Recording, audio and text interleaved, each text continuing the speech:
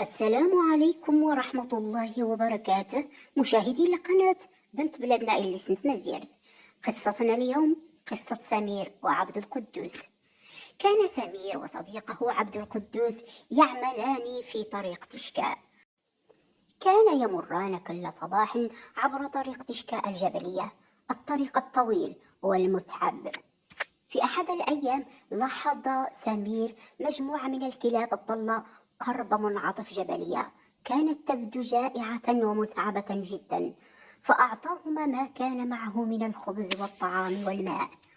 ومنذ ذلك اليوم أصبحت تلك الكلاب تنتظره كل صباح. صار سمير يستيقظ وهو يفكر: ماذا سأحضر للكلاب اليوم؟ هل الخبز الذي أطعمهم والطعام الذي أقدم لهم يكفي؟ كان عبد القدوس يبتسم ويقول له: والله يا سمير، هذه الكلاب أصبحت تعرف سيارتك أكثر من بعض الأشخاص والبشر والأصدقاء. مرت الشهور وأصبحت الكلاب تركض نحو السيارة بمجرد رؤيتها من بعيد. كان المشهد مؤثرا جدا، حتى أن بعض المسافرين يتوقفون ليتبعوا تلك العلاقة الغريبة بين الرجلين والكلاب. وفي ليلة شتوية باردة هبت عاصفة قوية على طريق تشكاء.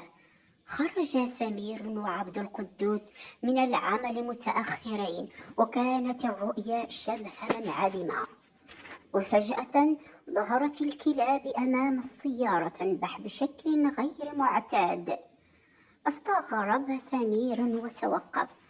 قال عبد القدوس: اليوم شكل هذه الكلاب غريبة، كأنهم يريدون أن يخبروننا بشيء. نزل سميرا قليلا فإذا بالكلاب تتجه نحوه مقدمة الطريق، ثم تعود نحوها كأنها تطلب منه عدم التقدم. وبعد قليل فقط سمعوا صوت الانهيار. كان الجزء من الطريق قد انهار بسبب الأمطار الغزيرة أمامهم. نظر عبد القدوس إلى سمير مذهلا وقال: سبحانك ربنا ما أعظمك. قال: لو لم نتوقف لكنا هناك الآن. شعر سمير بقشعرير في جسده، ونظر إلى الكلاب التي أنقذت حياتهما دون أن تدري. وفي اليوم التالي عاد ومعه كمية كبيرة من الطعام والماء، وجلس قربها طويلا. لم يكن الأمر مجرد إطعام حيوانات جائعة أو ضالة، بل أصبح درسا عظيما في الرحمة والوفاء. ومنذ ذلك اليوم كلما سأله أحدا عن سبب اهتمامه بالكلاب كان يبتسم ويقول: الخير الذي تزرعه في الطريق قد يعود إليك يوما بطريقة لا يتوقعها أبدا. العبرة: ارحم من في الأرض يرحمك من في السماء.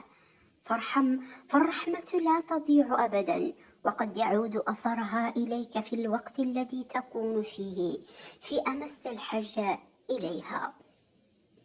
اللهم اجعل قلوبنا رحمة بخلقك، وارزقنا اللهم فعل الخير في السراء والإعلان، واجعل كل إحسان نقدمه سببا في سعادتنا ونجاتنا في الدنيا والآخرة. اللهم بارك لنا في أرزاقنا وأوقاتنا، واحفظنا من كل سوء، وارحمنا برحمتك يا أرحم الراحمين.